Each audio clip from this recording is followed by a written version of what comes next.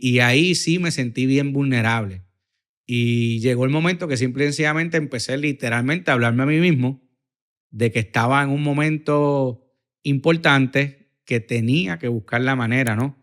De tratar de no recuperarme porque, ¿verdad? Es imposible tú decirle a tu cuerpo no te dé frío, es imposible decirle a tu cuerpo no te dé hipotermia porque son cosas físicas, pero sí decirle tienes que buscar la manera de estabilizar y poder llegar a Francia.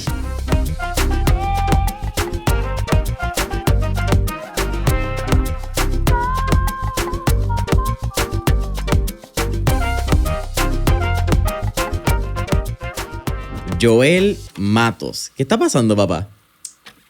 Estamos bien, contentos, orgullosos de las nuevas noticias que tenemos por ahí y del libro nuevo. Tercera vez en Mentores en Línea. No verifiqué, no son muchas las personas que han estado, pero te tengo que decir que desde Coordinamos, yo era un chico feliz. Porque como te expresé un poco en el pre-podcast session, dude, mi admiración. Como que eres una de esas personas que constantemente nos estamos escribiendo, cada vez que veo que hace algo bien cool, es como que, mano, yo quiero ser como Joel cuando sea grande. Como que yo quiero tener esa onza de disciplina, carisma y sobre todo yo creo una responsabilidad social que tú has adquirido por darle visibilidad a las personas que quizás no pueden darse visibilidad ellos mismos. Y yo creo que es la responsabilidad de personas como, en mi caso, como yo, ¿verdad? Que tenemos este medio, que tenemos algún tipo de luz pública, por llamarlo así, o que podemos visibilizar a otras personas, visibilizar historias como las tuyas. Porque son esas historias que nos dan esperanza, que nos dan, mano, buena energía. Yo creo que es como lo podemos resumir. Con tantas cosas que hay en el día a día, tú ver lo que hace Joel y tú ver cómo Joel sigue echando y representando a Puerto Rico en unos ámbitos que nadie más está haciendo, a nosotros como puertorriqueños nos debe llenar de orgullo y eso es lo que debemos estar llevando en las noticias. Interesante. Y fíjate, más interesante es lo que mencionas, que, ¿verdad? Alguien como yo doy visibilidad a organizaciones, ¿verdad? Con estos ultranados, estos eventos, y entonces pues personas como tú nos ayudan a darnos visibilidad y añade a darle visibilidad también a las organizaciones. Así que en cierta forma es como un rompecabezas, ¿no? Porque uno no puede hacerlo todo. Yo puedo nadar y nadar, pero la parte de los medios no es lo mío. Así que qué bueno que entonces esos rompecabezas se van montando. Entre brazadas y olas. Así mismo se llama. Es bien interesante porque tu vida ha sido en el agua. Tú entras, creo que es a los 5 años a la piscina por unas recomendaciones médicas. Correcto. Tenía unos problemas de desarrollo motor y de pulmones, si no me equivoco, ¿era? Sí, tenía varios. Y de hecho, el libro Entre brazadas y olas. Enséñalo ahí a la cámara. Ahí, mira. El primer capítulo del libro se llama Mi primera abrazada y narra esa niñez que yo tuve, ¿verdad? Y ese primer contacto, por qué comienzo y conecto con el agua. Y pues precisamente como tú mencionas, tenía varios problemas de desarrollo. Por ejemplo, tenía problemas del habla, mis pulmones no se estaban desarrollando adecuadamente, problemas de balance, problemas de coordinación, caminaba con los pies hacia adentro, ¿verdad? Lo que llamamos los puertorriqueños sambo.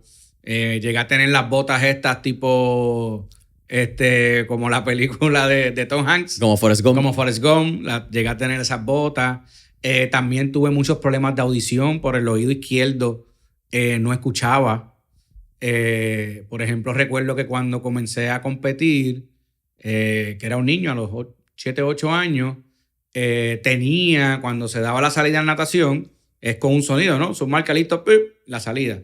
Pues yo no escuchaba bien, así que lo que hacía era que miraba la luz que salía de la salida, porque apenas escuchaba, especialmente por mi lado izquierdo, este oído. Y era una condición, no era una enfermedad. A mí me diagnosticaron con una condición de pérdida de audición que mientras pasaba el tiempo iba a seguir perdiendo la audición. Y ese capítulo narra eso y también narra, siguiendo la línea de estos diagnósticos, cómo poco a poco, a través del agua, estos diagnósticos o desaparecen o mejoran. Y en el caso de la audición fue uno de ellos. Por ejemplo, a los 12 años me llevan a hacer mi cita anual de la audición, que es que te meten en esta cápsula horrible con un montón de cables y cosas para hacerte la prueba de audición. Y luego de 2 intentos, la técnica dice que no entiende, pero ya yo escuchaba bien. Y ella dice que no entendía, ¿verdad? Lo hace una primera vez y le dice a mi madre, mira, hay un error, hay que repetir la prueba. Porque sale que Joel ya no tiene ese diagnóstico. Entonces lo hace por segunda vez y en la segunda vez salí nuevamente bien en la prueba y le dice a mi mamá, ya Joel no tiene que regresar. No entiendo, pero el diagnóstico, que era una condición, realmente ya no lo tiene. Y entonces, pues, cosas así, poco a poco, pues se narró en el libro cómo poco a poco, ¿verdad? Fui superándolo con las terapias adecuadas, ¿no? Y también, pues, yo digo mucho que tiene que ver con elementos agua. Si yo trato de resumir el episodio 54 que está disponible en audio, bueno, ambos, el episodio 54 y el 169, disponible en Mentores en Línea, en YouTube, en Spotify, pero está en versión audio, no hay video. Vamos a estar aquí como 5 horas posiblemente narrando todo. Todo, sí. Y creo que también hay un compendio bien lindo que es que se llama Entre Brazada y Ola, que a la fecha de este podcast ya está disponible. Así que, ¿en qué librería está disponible? Dar la promoción ahí sin Pues pena. mira, está disponible ya en la librería Novelto González y en Amazon. Y obviamente, pues mi página, las redes sociales, Joel Matos Ultra Swimmer, pues también pueden estar pendientes porque, ¿verdad? Estamos haciendo presentaciones en diferentes lugares que ahí pueden ir. Igualmente, pues se lo filmo y se hace una dinámica bien bonita con las personas. En el libro resumes varios puntos, ¿verdad? Resumes como estábamos hablando de tu niñez, cómo entra a estos nados abiertos, ¿verdad? De nuestros nados de ultradistancia en aguas abiertas particularmente. El fondo oscuro, perdón, las brazadas oscuras, que es como se llama el capítulo, que son los lados difíciles y esos momentos bien oscuros de los retos. Correcto. Pero, ¿qué te motivó a hacer el libro? Ya tenías 4 récords mundiales, si no me equivoco. Ya tenías el récord que lo hablamos en el segundo episodio, el 169, que fue el de la triple corona de aguas abiertas. Correcto. Que esto es el estrecho de Catalina, de la isla de Catalina, darle la vuelta a Manhattan y el de la Mancha, que es de Inglaterra a Francia en este caso. Correcto. Sí. Esto sale después de que haces Gibraltar también, que no lo hemos hablado. Correcto, sí. ¿Cómo sale el libro? Y entonces después vamos a Gibraltar, que es ese reto que no hemos hecho. Pues mira, cuando llegó de hacer el estrecho de Gibraltar, pues ahí yo te diría que es que comienza un poco, ¿verdad? Esa, vamos a decir, esa idea a tomar un poquito más de seriedad. Primero que todo, yo nunca pensé que iba a escribir un libro. ¿Verdad? Por mi mente no pasaba eso y mucho menos de mí. Yo soy una persona que me gusta hablar de las travesías que hago, pero no me gusta hablar de mi persona. Esa es la realidad. Pero sí me gusta hablar de lo que hago porque me apasiona. Y de las organizaciones que represento. Eso sí me gusta llevar ese mensaje. Pero entonces comienzo a pensar y me doy cuenta, y a través de terceros también que me dicen, Joel, ya tú has hecho muchas travesías, has logrado muchas hazañas. Quizás es tiempo de que por lo menos comiences a escribir, aunque no publiques esa hazaña, porque las cosas se olvidan y si no lo escribes, pues se pierden. Y tienen toda la razón. Así que pues comencé a escribir, ¿verdad? Ciertas hazañas. A mí, por ejemplo, sí me gustaban escribir poemas. Y en el libro hay varios poemas de varios nados. Casi todos los nados que yo he hecho siempre salía al final, ¿verdad? La recuperación de estos nados, pues lo expresaba de alguna manera a través de un poema. Y los poemas están en el libro. Los puse en el libro. Entonces, así que pues, siempre me ha gustado escribir, pero no escribir un libro era una meta para mí. Esa no es la realidad. Así que en ese momento digo, es cierto. Creo que debo tomarlo en serio. Sentarme a escribir de una manera organizada. Ahí es que entonces me doy con la editorial Panhouse, que es una editorial venezolana. Y pues ellos se dedican a trabajar mayormente con autores independientes, ¿verdad? Yo obviamente quería hacer algo que yo pudiese controlar, tuviese el control total del libro, que así lo tengo. Tengo todos los derechos del libro y por ahí comencé a darle forma a los capítulos. Obviamente ya con una editorial pues te ayudan con la edición, toda esta otra parte que es más compleja, ¿no? Por ejemplo, la portada del libro es de un fotógrafo puertorriqueño, Jorge Ballester, que yo quería que fuera alguien local Por ejemplo, pues se imprimió aquí en Puerto Rico, en Nahuatl. O sea, todos esos elementos, pues yo quería que se dieran de una manera que yo quisiera, no que nadie me lo impusiera. Así que lo hice de esa forma. Y me tomó alrededor de un año completo en lo que se escribió, se editó. Entonces, luego busqué una imprenta local para imprimirlo, ¿verdad? Todo este intercambio de ideas, de la portada, contraportada, las cotizaciones fuera de Puerto Rico, dentro de Puerto Rico. Obviamente, la gran mayoría de las personas me decían, no, imprímelo fuera de Puerto Rico, que es más económico, es mejor. Pero yo tenía ese deseo de imprimirlo aquí. Así que terminé imprimiéndolo aquí. Yo te puedo decir que todas las ideas que tenía en la mente pues fueron plasmadas aquí en el libro. Y por esa parte estoy súper contento. Y pues de cierta forma es como un legado, ¿no? Lo que he hecho hasta ahora pues queda plasmado en el libro y pues no se olvida porque está ahí. Quizá uno puede olvidarlo en su mente, pero está escrito ahí. Y inclusive en el proceso de escribir muchas cosas se me habían olvidado, me di cuenta. Obviamente para escribir entrevisto a muchas personas cercanas a mí que estuvieron en los nados, en los barcos, pues familiares, mi madre, mi padre, mi hermana, amistades, para la parte de la niñez, la parte de la adolescencia, mi esposa, mi entrenador, por ejemplo, para tener más información de los nados, diferentes capitanes que nos han acompañado. Y salieron muchas historias que yo inclusive no sabía y que otras las había olvidado. Así que realmente sí fue un ejercicio importante de poder captar esa historia y poder entonces plasmarla en el libro. ¿Qué aprendiste de ti mismo en ese pedazo de esa experiencia de buscar historias que tú no sabías, porque lo hemos hablado en otros episodios, que no pueden contarte todo lo que sucede porque te distraes, te saca de esta visión y este enfoque? Pero ¿qué aprendió Joel de él mismo escribiendo su libro? Pues mira, aprendí que realmente cuando uno trabaja en equipo y tú confías en tu equipo de trabajo y lo haces con un propósito, se hace mucho más de lo que tú te puedes imaginar. Entonces, cada vez que yo rememoro, ahora con el libro, cuando tuve la oportunidad de leerlo ya al final completo, ¿verdad? Esa última leída de todos los capítulos juntos y leerlo nuevamente, ahí entonces caigo en cuenta y digo, de verdad que hemos hecho hemos hecho historia con propósito, pero de la buena y cosas que nadie ha hecho en la historia, no solo de Puerto Rico, sino del mundo, punto. Tú poder hacer, ¿verdad? Hacer 4 récords mundiales, 3 de ellos récord Guinness, y que sea con un propósito, que el comienzo haya sido que simplemente vamos a ayudar a una organización sin pensar en el récord.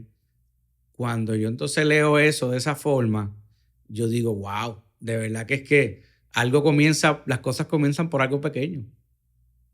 Y si tú sigues ahí disciplinado, metiéndole cariño, ¿verdad? Con esa misión, se van creando y van creciendo grande, hasta ser un World Record Guinness. ¿Qué fue lo más difícil de escribir el libro? Yo creo que lo más difícil para mí fue la parte de escribir de mí mismo. No tanto de las historias de los nados, porque yo la historia de los nados me la sé como película. Las tengo aquí en mi mente, ¿verdad? Todo lo que me acuerdo. Pero sí la parte un poco de abrirme, ¿no?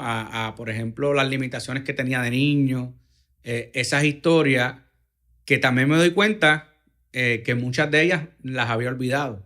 Muchos de lo que está aquí fueron, ¿verdad? Narraciones que me hace mi familia, pero no necesariamente yo me acordaba de ellas.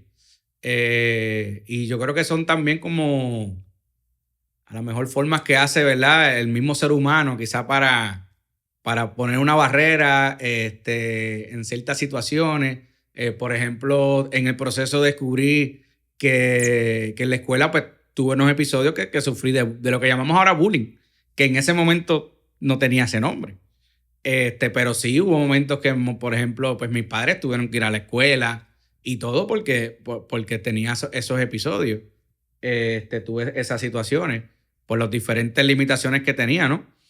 Y pues esas cosas, pues realmente no era algo que yo te puedo decir que me acordaba. Y entonces, pues en el transcurso, pues mientras las escribía, pues sí tuve entonces como unos recuerdos, ¿no? Como unos flashbacks. Así que creo que también es importante porque entonces tú también redescubres parte de tus raíces y puedes decir, de aquí vengo yo y pues mira lo que he logrado, ¿no? Y entonces al escribir un libro de esa manera, pues entonces quizás también conectas con personas que están en la misma situación o estuvieron y pues pueden decir, mira, me puedo identificar con Joel y no quiere decir que yo no pueda hacer lo que yo quiera, el sueño que sea, ¿verdad? No quiere decir que yo no pueda lograr lo que otro piensa que es imposible, como me ha pasado a mí. Cuando yo comencé a hacer estos eventos, mucha gente decía que no era posible, mucha gente se reía y decía, no, eso un ser humano no lo puede hacer. Y ya hoy en día, cuando yo propongo un evento, la gente dice, ¿lo va a hacer yo el Mato? Sí, es él. Ok, pues se puede. Cualquier otro, más o menos. Difícil. Es Joel. Exacto. Voy a puesto doble. Me parece interesante esa parte, Joel, porque probablemente la gran mayoría de las personas que nos estén escuchando no se van a poder identificar con Joel en los ultranados. Ahí estamos, probablemente ni en tirar una brazada, porque nadar es bastante complicado y lo hemos hablado. Pero en esa parte donde tú humanizas el proceso y dices, yo pasé por esto, es donde la gente se identifica, porque como humanos, yo creo que no nos identificamos con el éxito, que en este caso son tus ultranados, pero sí con el proceso y la historia. Claro. Y eso es, yo creo, algo que tú palpas muy bien en este libro. Sí. ¿Qué fue lo más satisfactorio? De escribir el libro. Yo creo que lo más satisfactorio de escribir el libro es de yo poder, de alguna manera, tratar de motivar, aunque sea una persona, que no importa a lo que tú hagas, a lo que tú te dediques, ¿verdad?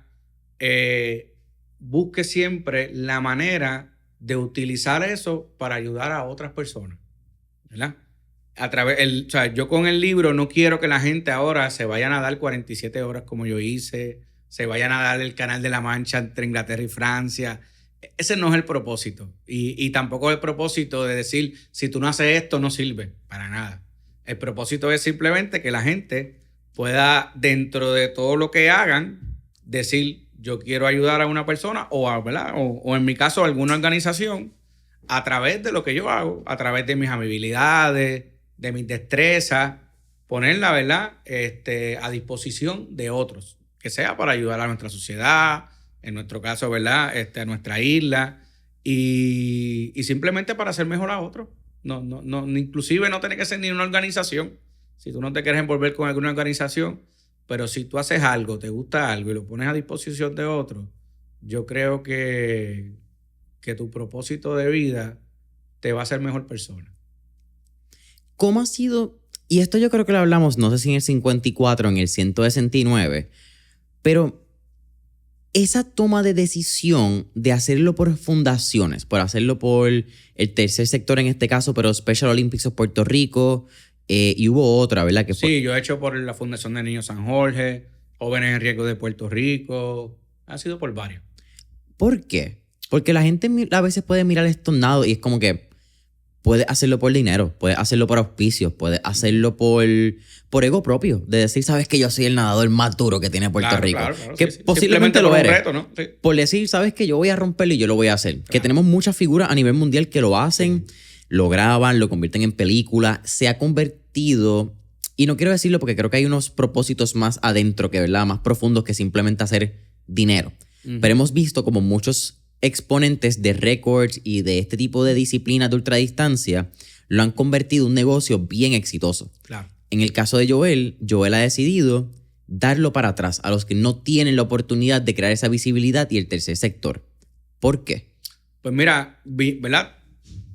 Viniendo de la experiencia personal que hemos hablado que tuve, de tener unas limitaciones de pequeño, ¿no? Y de ver que en este caso algo como el deporte de la natación, ¿no? Estar en el agua especialmente, pues me ayudó a mí. Decidí de alguna manera tratar de devolver a personas que igualmente lo necesitan ahora y yo lo necesité en el pasado y me ayudó a mí, pues devolver eso. Pero también en el camino, interesantemente, me di cuenta que no solo devolvía la parte económica, porque sí es importante la parte económica para estas organizaciones, pero, por ejemplo, cada vez en todas las organizaciones, cuando compartía con cada uno de los participantes de estas organizaciones, me daba cuenta que lo económico es importante, pero para los participantes, más que lo económico, era la parte de hacer algo por ellos. Te doy un ejemplo. En el caso de Special Olympics Puerto Rico, son atletas especiales con discapacidad intelectual. En el caso de la Fundación de Niños San Jorge, son niños y jóvenes con cáncer o malformaciones físicas. Entonces, todos estos participantes no necesariamente entienden la parte económica, ¿verdad? A lo mejor los familiares, los adultos sí, pero ellos no. Tú le puedes dar $10, mira, esto es para tu organización y gracias, pero no tiene mucho más allá. Pero sí las caras de todos ellos cuando escuchaban que alguien iban a dar por tantas horas por ellos, eso sí yo notaba que hacía un gran cambio en ellos, físicamente, el semblante, y muchos de ellos decían, ¿que él van a dar qué? Tantas horas por mí. ¿Ves? Entonces ahí yo comprendí la fuerza también de la visibilidad que se le dan a ellos como personas. Entonces, y cuando regresaba a estas organizaciones luego de hacer los eventos, y entonces nuevamente ver las caras de ellos de satisfacción, como que, wow, lo hiciste y lo hiciste por mí, ¿verdad? Obviamente, pues la parte, como digo yo, de los administradores, ¿no? Los directores, pues contentos, ¿verdad? Con la parte, ¿verdad? De fondo, que lo necesitan. Pero vuelvo y te digo, ya los participantes, yo noto que entonces la importancia era en que, wow, Joel, tú hiciste algo por nosotros, pusiste hasta en cierta manera muchas veces en riesgo tu vida por mí, y eso a mí me voló la cabeza. Entonces es como que, o sea, ese propósito, cuando yo me di cuenta de eso, el propósito cada vez se hizo más genuino y más fuerte. Y ahí es que entonces yo continúo, inclusive buscando más otras maneras, otro tipo de eventos de yo poder darle más visibilidad aparte de lo económico. Entonces, pues, obviamente, pues me alegra muchísimo porque ahora yo miro para atrás y veo estas organizaciones que inclusive han crecido en los medios, tienen más credibilidad, valga la redundancia, más visibilidad. Y pues obviamente pues los eventos que hice con ellos pues ayudó. Y eso pues es una satisfacción brutal. Brutal. Mencionaste en el proceso de hacer el libro que tú vives los nados como una película en tu cabeza. Uh-huh. ¿Cómo es ese proceso, verdad? Porque tratando de meterme en la cabeza, sin estar en la cabeza de Joel, pero viviendo el nado quizás desde afuera, como estábamos hablando, que yo creo que el más consciente que tengo es el de la Triple Corona, Uh-huh. porque estaba consciente de lo que era la Isla de Catalina, la Vuelta a Nueva York, después lo hablamos en el 169, pero... O en el de 47 horas, que quizás también lo hablamos, pero... ¿Cómo tú vives en tu cabeza 47 horas? Porque en el momento 47 horas tienen que ser eternas. Tú lo vives una abrazada a la vez. Uh-huh. ¿Cómo eso se resume en una película en tu cabeza?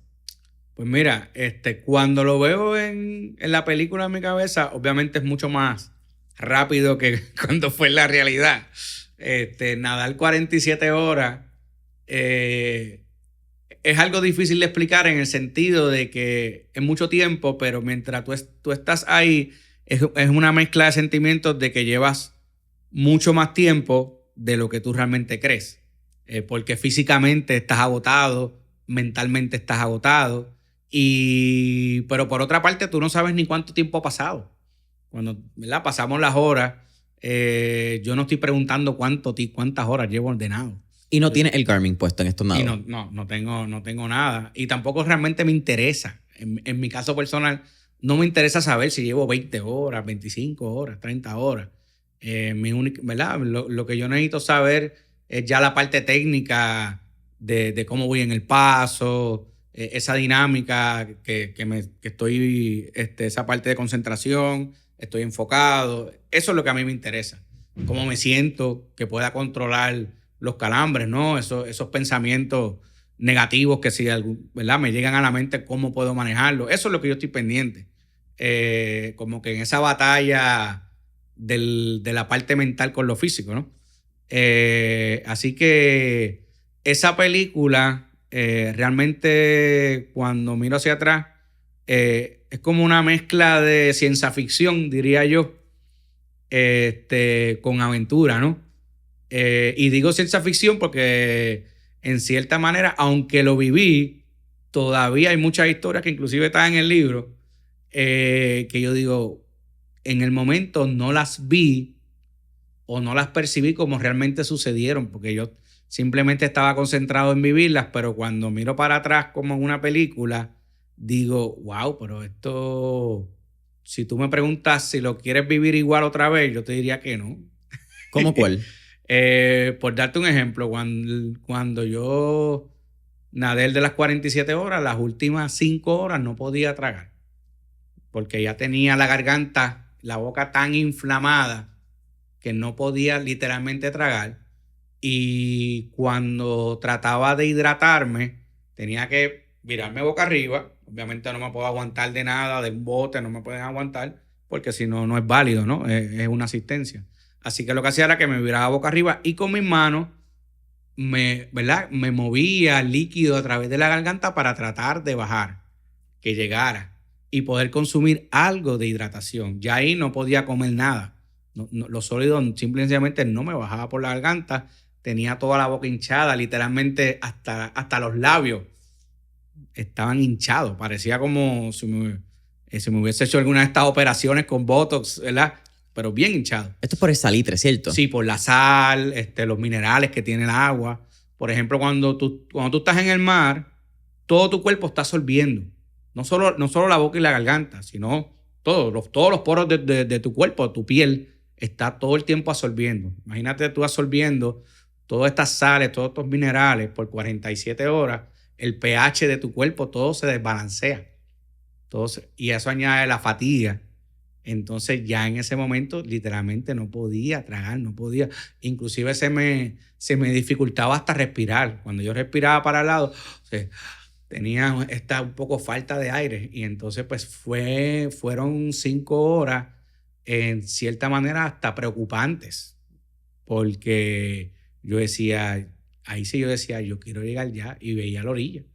Pero no llegamos. Sabía que faltaban horas.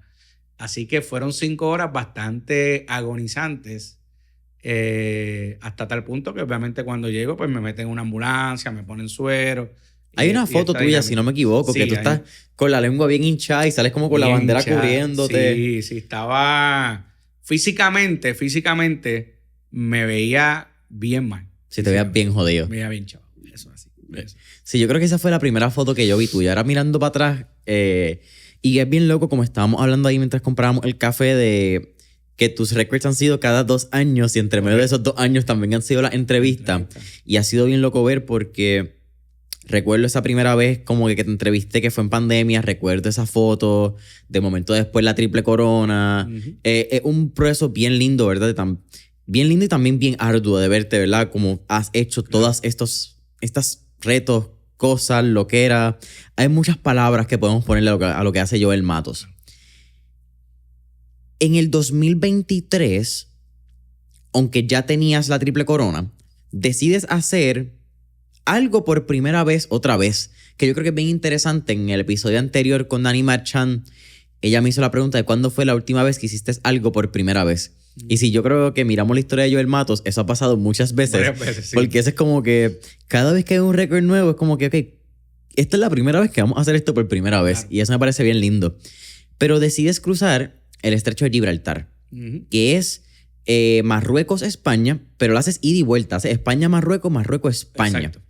¿Cómo sucedió esa idea? Y entiendo que fue con un amigo, con un Pues mira, mexicano. sí, esto fue realmente una oportunidad, ¿verdad? La vida se trata muchas veces de oportunidades, y esto literalmente fue una oportunidad que yo aprovecho porque esto comienza como para el 2022, un español ultranadador también de nombre Diego López. Diego se comunica conmigo y con Graco Morlán, mexicano, todos ultranadadores, y él nos pone la idea de cruzar del continente europeo a África y regresar los tres juntos, para que fuera un español, un mexicano y un puertorriqueño, ¿verdad? Y él ahí comienza a hacer los trámites con, ¿verdad? Porque se tiene que hacer pedir unos permisos con ambos gobiernos, ¿verdad? Y son trámites que se pueden tardar años. Así que... Y eso es una ruta súper transitada también. Súper transitada, sí, es de las rutas más transitadas del mundo. Ahí se une el mar Mediterráneo con el océano Atlántico, en el estrecho de Gibraltar. Así que hay barcos de todos tamaños en todo momento, en todo momento. En el camino, Diego se enferma, nuestro amigo Diego se enferma, así que Diego deja de nadar, literalmente. Y nos dice, pues mira, yo les voy a dejar, ya eso está corriendo, esos permisos, si ustedes desean lo pueden hacer. Y en el 2023 recibimos la llamada como para mayo del 2023 de que nos habían dado el permiso para nadar en agosto del 2023. Entonces, pues, tanto Graco y yo, pues dijimos, pues vamos a intentarlo. Así que nos juntamos allá en agosto en España y hicimos el intento entonces de hacer la ida y vuelta del estrecho de Gibraltar. Y entonces terminamos haciendo las 9 horas con 45 minutos. Allí es bastante complicado y se los voy a resumir de esta manera. En la reunión previa con el capitán y todo el equipo de trabajo, ¿verdad? De allí, ellos nos decían que cada vez que se tiraba un nadador al agua a intentar cruzar el estrecho de Gibraltar era un problema grande que ellos tenían. Y nosotros queríamos hacerlo los dos juntos, ida y vuelta. Y él dice, o sea, que ahora vamos a tener dos problemas en el agua, que son ustedes dos queriéndolo hacer ida y vuelta. Y de esa manera resumió lo que iba a ser nuestro nado, así que imagínate.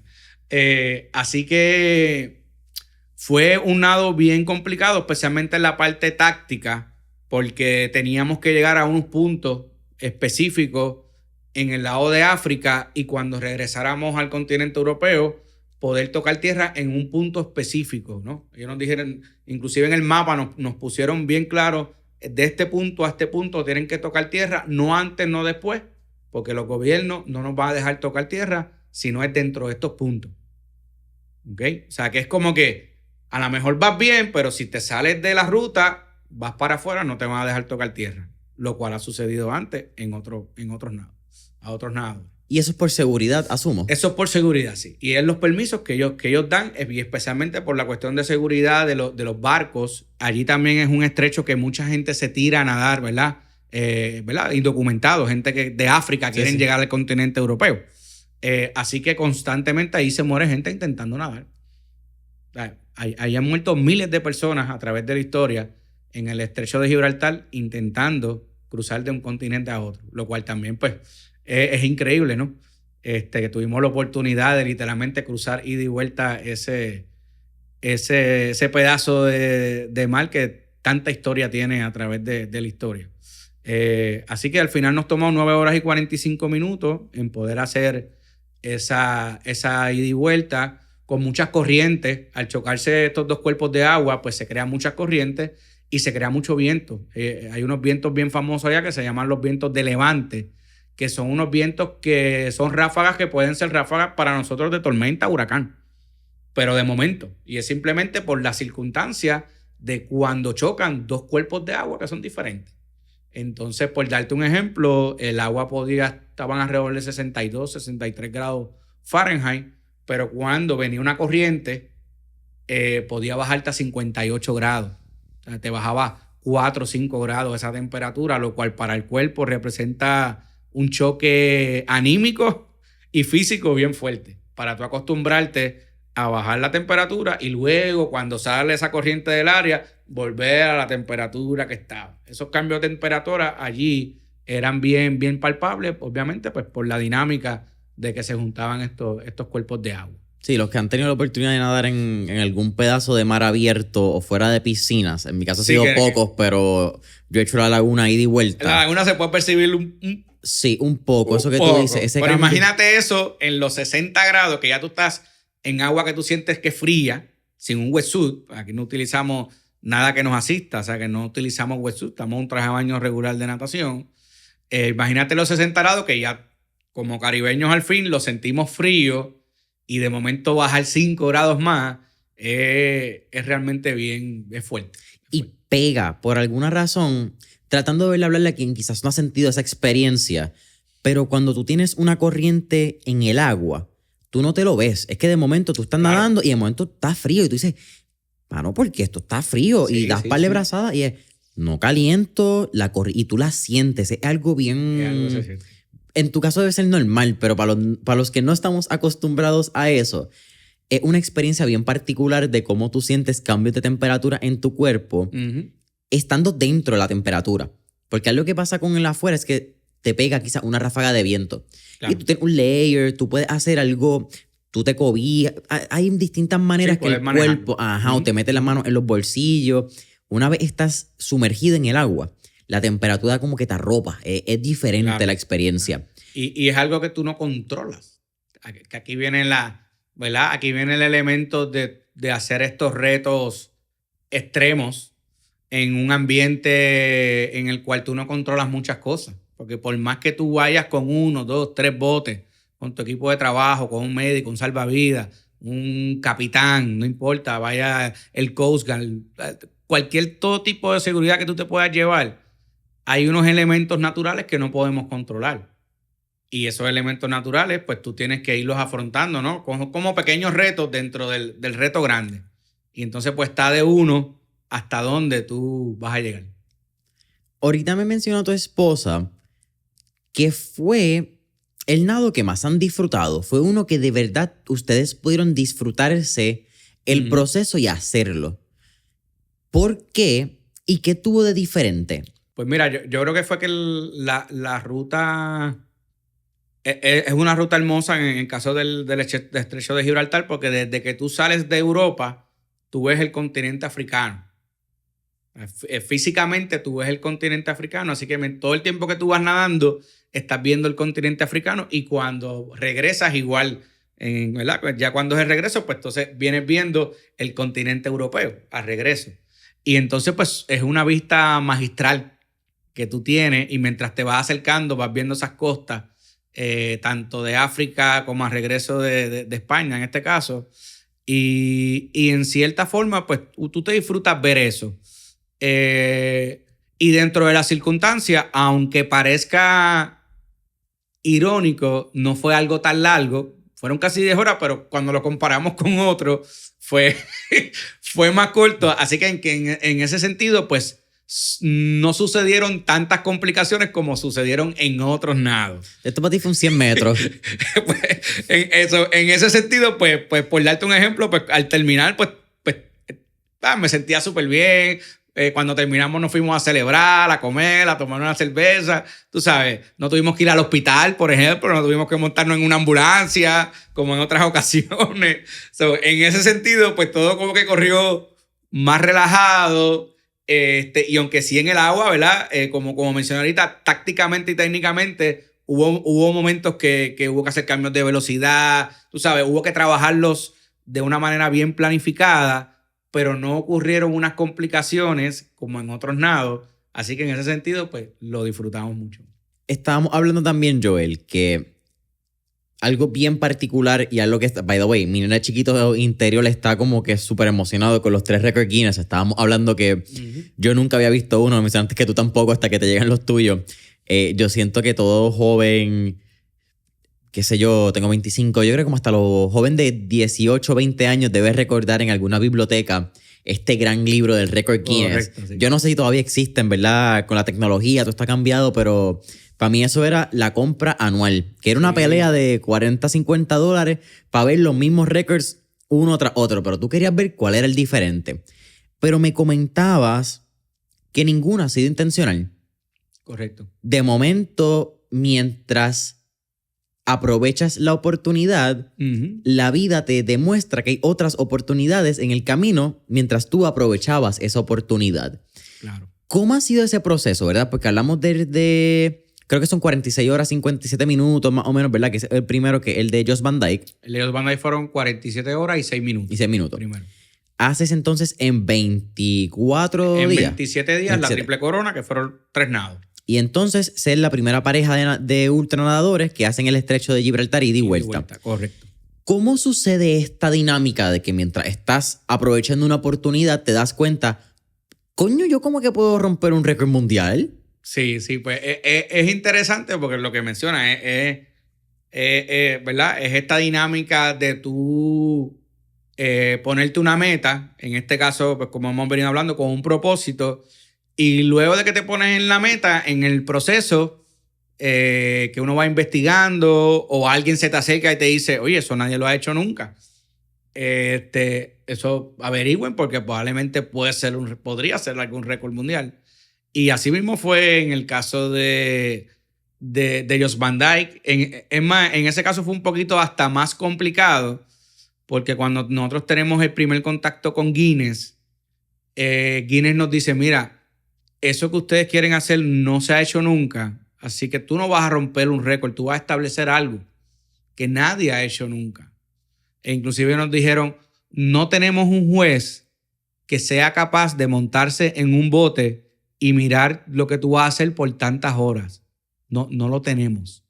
Así que en el de Jost Van Dyke, nosotros teníamos un segundo bote con varias cámaras y testigos para que grabaran y miraran todo por las 47 horas. Y de esa manera, fue uno de los requisitos que ellos pusieron. Otro de los requisitos que ellos pusieron es que toda esa información, al terminar, se sometiera a una organización independiente y lo revisara y lo certificara también. Así que ese récord, por ejemplo, más certificado no pudo haber estado.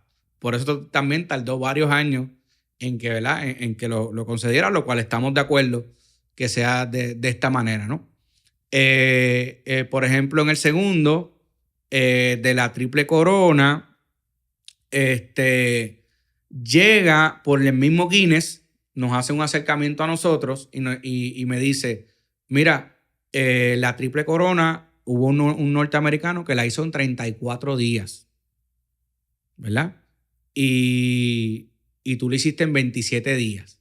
Y ahí ellos me confirman que era un nuevo récord Guinness. Pero ya te habías terminado. Pero ya lo había terminado. Pero en el proceso de hacer la triple corona, no fue que yo intencionalmente la quise poner en 27 días.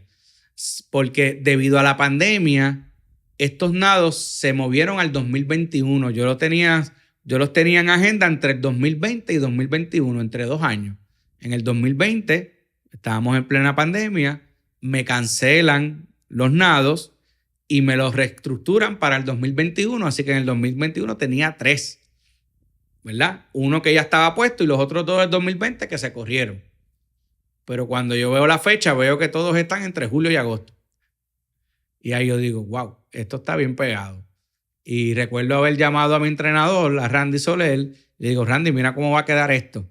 Y él me dice, no importa, tú puedes entrenar para eso, no hay ningún problema. Entonces, pues entrenamos, lo hicimos. Sabíamos sí cuando estábamos haciendo lo que probablemente iba a ser un récord mundial, pero no que iba a ser un récord Guinness, hasta que entonces ellos no lo confirman. Igualmente, el de Gibraltar, sabíamos de antemano que nadie había hecho ida y vuelta en lo que llaman tándem. Y nuevamente Guinness es el que entonces en una reunión me indica que esto podía ser un récord Guinness, que tenía que pasar obviamente por el proceso de certificación. Ellos verifican también por su cuenta que todo haya sido como se supone. Inclusive ellos se comunican hasta con la organización local, los capitanes y todo que estaban allí. Y eventualmente pues recibimos la noticia de que entonces fue el tercer récord Guinness. Y ahí están los 3. Si vamos al capítulo 4, brazadas oscuras, yo creo que una palabra que define nuestra experiencia en agua abierta, en tu caso quiero que me expliques más a fondo, ¿verdad? Pero yo creo que uno siente mucha vulnerabilidad cuando uno está en el agua. Sí. Tú desconoces totalmente lo que está bajo tuyo, lo que está al frente y lo que puede suceder. ¿Cuál ha sido el momento que tú te has sentido más vulnerable en el agua y cuál fue la lección que aprendiste? Pues mira, el momento más vulnerable que yo me sentí fue... Yo te diría que hubo dos. Y te voy a decir, y quiero mencionar los dos porque uno me sentía vulnerable por cómo me sentía físicamente y el otro me sentía vulnerable porque, por una razón que les voy a mencionar ahora, mi equipo de trabajo no estaba completo, así que fuera del agua sentía que estaba incompleto, ¿no? Entonces, en el caso del Canal de la Mancha, ahí yo me sentía vulnerable porque físicamente no me sentía bien. Cuando yo cruzo de Inglaterra a Francia, salimos alrededor de las 2:30 de la mañana de la ciudad de Dover. Déjame hacerte un punto ahí, pero en ese nado, si no me equivoco, y aquí me corriges, también te lo mueven o fue complicado por la temperatura. Por las condiciones. Exacto. Sí. Allí yo estuve en Inglaterra 12 días esperando para que me dieran permiso. Porque las condiciones no eran las adecuadas. E inclusive cuando salimos ese 11 de agosto, las condiciones no eran las mejores, pero eran las mejores condiciones que podían haber en todos esos días y en los días que se aproximaban. Y literalmente el capitán me dijo, Joel, yo no tiraría un nadador en este día, ¿verdad? Pero tú llevas aquí ya 12 días. Si no lo intentamos mañana de madrugada, vas a tener que regresar a Puerto Rico sin haberlo intentado. Porque no van a haber días correctos por los próximos quizás 2-3 semanas. Y yo no podía estar 2-3 semanas más allí. Así que mi contestación fue, mira, dame la oportunidad, en el peor de los casos me sacan del agua. Y así fue. Él me dijo, tienes que estar a las 2 de la mañana en el muelle y a las 2:30 de la mañana salimos hacia Francia.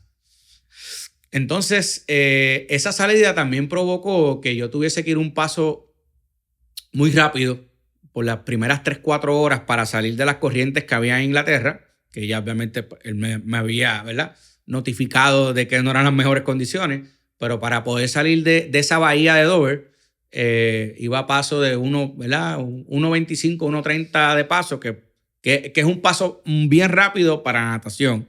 Y máxime cuando vas a nadar tantas horas, ¿verdad? Porque te desgastas comenzando. Pero tenía que ser así para poder salir de esa área. Yo creo que yo hago ese paso en 25 metros.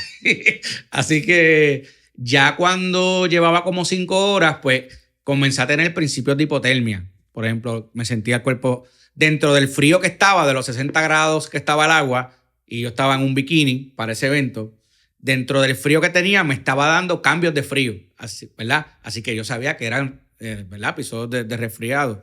Entonces, por ejemplo, estomacalmente me empecé a sentir mal, lo que la hidratación que estaba consumiendo me estaba cayendo mal. Literalmente comencé a tener diarrea dentro del agua. Así que tuve que dejar de comer como por 2 o 3 horas porque todo lo que me entraba, ¿verdad?, todo lo que consumía, literalmente me provocaba dolor estomacal y diarreas inmediatas.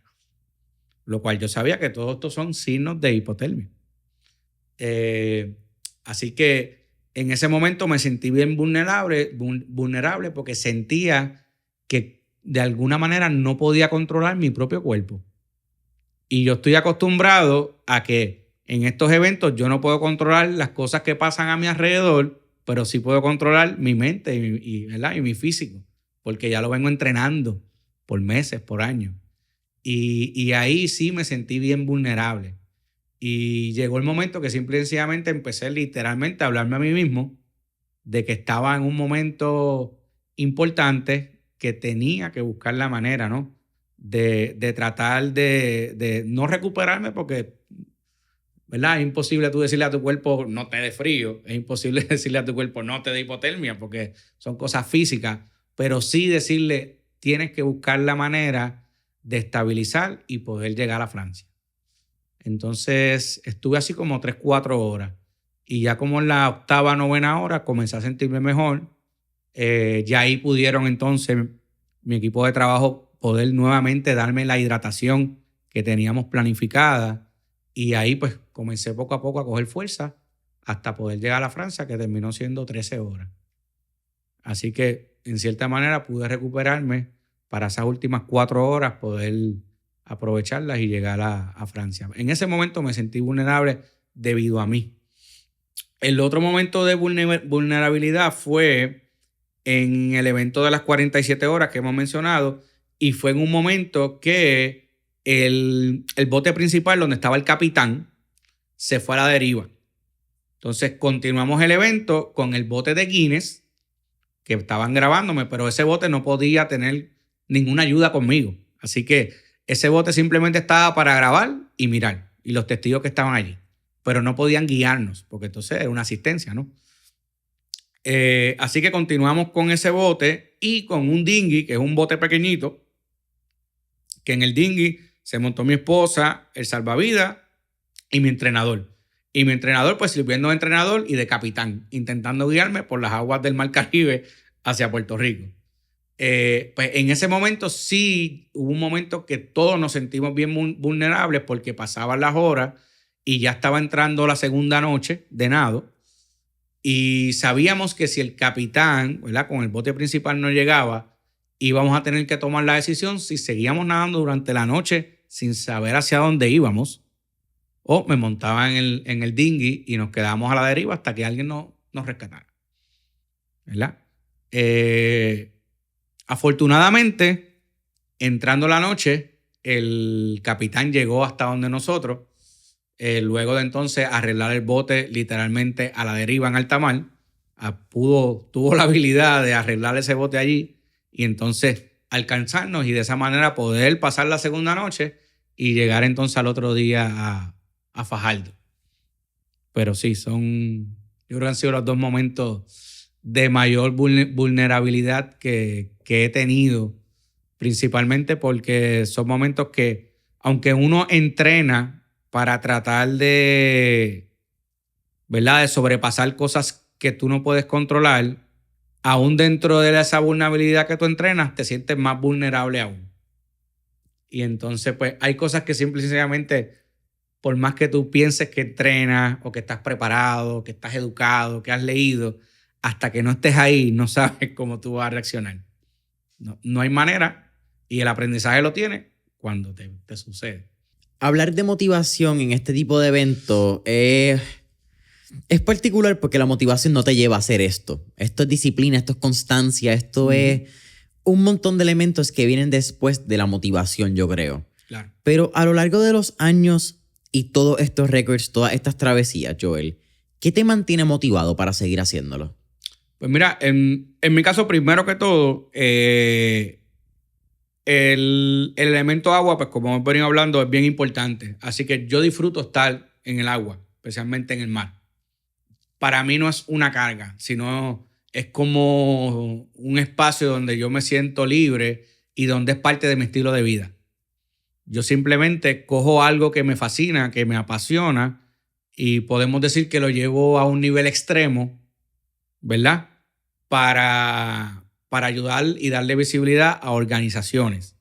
Así que yo creo que lo que me motiva es poder decir esto que me apasiona, que de todas formas lo voy a seguir haciendo, porque ya es parte de mi estilo de vida. Por darte mi familia, los más cercanos a mí, mi esposa, se dan cuenta cuando yo puedo estar varias semanas sin haber entrado al agua, o inclusive varios días, porque hasta mi humor cambia. Hasta mi humor cambia, ¿verdad? Porque no he estado en un espacio que yo amo estar. Y hacer una actividad que para mí es como que ese momento de balancear mi pH, como yo digo. Mantener mi pH al día, pues en vez de estar afuera, pues lo balanceo en el agua. Tu espacio seguro, el agua abierta. Definitivamente. Increíblemente, yo me siento más seguro en el agua que fuera del agua.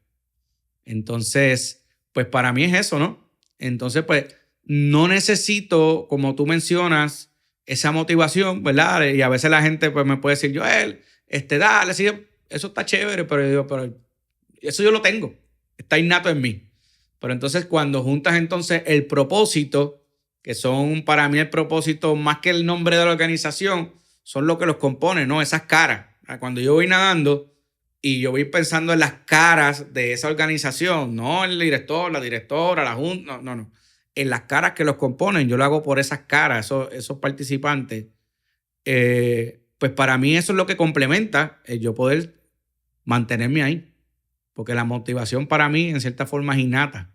Porque estoy haciendo algo que me gusta hacer. Y simplemente lo complemento con este propósito para hacer algo y hacer una aportación a otro. ¿Qué es lo próximo? Pues lo próximo va a ser en marzo del 2025. Voy a intentar establecer nuevamente un récord mundial de hacer lo que se conoce como el Estrecho de Cook en Nueva Zelanda. Nueva Zelanda tiene 2 islas, la isla del norte y la isla del sur, y yo voy a intentar unir ambas islas, ida y vuelta. Hacer lo que se conoce como Estrecho de Cook ida y vuelta. Y pues si lo logramos, pues sería un nuevo récord. Ahí son aproximadamente unos 60 kilómetros en agua bien fría, con mucha corriente. Estamos en Oceanía, bien cerca de Australia, así que obviamente ahí la fauna marina allí es bastante conocida por ballenas, especialmente los tiburones, los white sharks. Así que es un nado con muchos retos. No va a ser el nado más largo, hemos hecho un nado más largo, pero como bien menciono, cada nado tiene sus particularidades y cada nado pues representa diferentes retos, ¿no? Allí yo te diría que va a ser la corriente, la fauna y el frío. El frío debe estar, para que tengan una idea, como en los 50, 52 grados Fahrenheit. El agua. El agua. Uf. Sí, que es más o menos un poco más bajo de lo que tocaste en el estrecho de Sí. Más bajo, correcto. ¿Cómo? Imagino que esto es un trabajo bien particular que tiene que ser entre trabajo de logística, de gobierno, entidades, ¿verdad? Pero ¿cómo sale o cómo es el proceso de Joel decir, ok, el próximo reto va a ser Team Marine Dedo ¿Cómo sucede eso? Pues mira, obviamente hay un proceso como ¿verdad? De research, ¿no? De investigar qué eventos están disponibles, las fechas, ¿no? Que se pueden hacer. Entonces, pues ya ahí viene un contacto. En estos eventos siempre hay unas organizaciones en cada uno de estos lugares que son reconocidas internacionalmente. No es como que tú dices, voy a llegar a Nueva Zelanda y mañana me tiro de una orilla y llego nadando al otro lado. Eso no es así. Eso es importante decirlo, ¿verdad? Porque ha hecho unos nados bien particulares como la isla de Manhattan. Sí, exacto. Que eso no es igualmente que, Manhattan. Ajá. O sea, tú haces eso allí y te va a venir alguna oficialidad, ¿verdad? Y te va a sacar del agua. Sí, porque estás haciendo no algo que no puedes hacer. Sí, Joel no es que se tiró ahí en la isla de Williamsburg, en la playita Correcto. Piedra, dijo, yo voy a nadar esto. Correcto. Así que conlleva hacer ese acercamiento oficial a estas organizaciones, que entonces ellos son, ¿verdad? Ese tercero que tiene una comunicación directa con los gobiernos locales y entonces coordinan todo. Ellos son los que coordinan todo y entonces ya ahí comienza una comunicación con ellos. Mira, esto parece una fecha viable, esto parece un momento que hay una, ¿verdad? Lo que ellos llaman una ventana donde pues las marejadas, el tiempo parece adecuado, entonces vamos a buscar permiso. Pero muchas veces sucede que se mueve la fecha por las condiciones o por los permisos del gobierno, por ejemplo. Así que es algo que es un poco tedioso y por eso se pueden tardar hasta años en uno poder intentar poder nadar en algún cuerpo de agua. Así que es complicado. ¿Cómo tú te mantienes constantemente preparado para saber que para lo que tú te estás preparando puede cambiar? Puede cambiar y puede cambiar inclusive mientras tú estás en el nado. Porque, por ejemplo, a mí me sucedió, fíjate, por primera vez en el último nado que fue recientemente en Perú. Fui a Perú a nadar y a los 14 kilómetros me tuve que salir del agua. ¿Es la primera vez que te sucede? Es la primera vez que tengo que abandonar un nado. Porque me dio, ¿verdad? El hombro izquierdo se me lastimó y pues finalmente fue una bursitis. Literalmente me salió una pelota en ese hombro y no podía sacar el brazo fuera del agua. Literalmente no podía levantarlo. Y ahí pues yo y mi equipo de trabajo decidimos abandonar el evento porque todavía faltaba una parte considerable y aunque iba muy bien, iba a un excelente paso, era arriesgar demasiado para intentar terminarlo. Entonces, pues ahí decidimos abandonar. Y pues sí es un poco complicado en el sentido porque tú tienes que jugar y tienes que hasta vencer hasta el propio ego de uno, ¿no? En ciertos momentos y decir, espérate, tengo que evitar una lesión o tengo que evitar esto otra cosa, hasta dónde puedo llegar. Y viniendo en mi caso, que pues, venía de tantos eventos exitosos, la mente igual te puede traicionar y decir, oye, tú tienes un montón de récords, tú puedes seguir 20 kilómetros más, olvídate, aunque sea con un brazo, pues yo inclusive llegué a pensar, sigo con mi brazo derecho los 20 kilómetros que me faltan. Pero a la misma vez el equipo de trabajo en el bote me decía, pero vas excelente, pero todavía te falta mucho. Así que considera que no te vayas a lastimar también el otro brazo. Y entonces pues ahí decidimos no. Ok, todavía tenemos otros eventos en agenda. Vamos entonces a dejarlo aquí. Nos recuperamos para entonces poder hacer las otras cosas, ¿no? Porque hay otras metas en agenda. Así que yo creo que en este evento de Perú aprendí esa otra parte y aunque no lo pude terminar, sí fue de mucho aprendizaje para mí en el sentido de que pude sacar ese ego, ¿no? Que indirectamente se llena y crece por lo que uno ha conseguido anteriormente y decir, lo he conseguido, pero si quiero conseguir más, tengo que entonces echarme a un lado y en esta ocasión, pues abandonarlo. Y no es fácil tú ir a otro país y tú decir, no, hasta aquí llegué. No, no es tan fácil. Porque uno viaja tú sabes, cuando tú viajas y tienes una meta, tú quieres completarla, ¿no? Así que, pues sí fue una experiencia interesante y retante por tomar, ¿no? esa decisión de tener que dejarlo en ese momento. Joel, una hora. Para mí siempre es un honor y un placer tenerte aquí. Creo que eres de los grandes. Eres de los grandes que tiene Puerto Rico. Porque